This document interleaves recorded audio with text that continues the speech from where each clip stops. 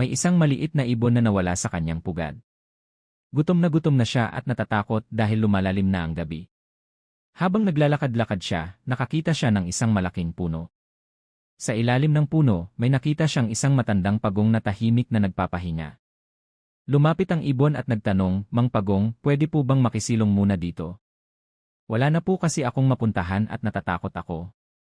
Ngumiti ang matandang pagong at nagsabi, "Halika, anak. Wala kang dapat ikatakot dito.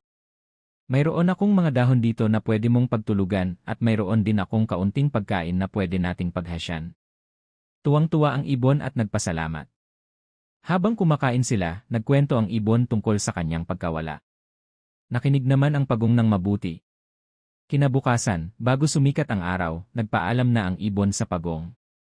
"Salamat po talaga, Mang Pagong. Dahil sa inyo, ligtas akong nakatulog at nagkaroon ako ng lakas para hanapin ulit ang aking pamilya." "Walang anuman, anak," sagot ng pagong. "Tandaan mo, kahit gaano kakaliit, malaki ang maitutulong ng kabutihan. At kahit gaano kakatanda, hindi pa huli ang lahat para tumulong sa iba." Nang makauwi ang ibon sa kanyang pamilya, naikwento niya ang kanyang karanasan.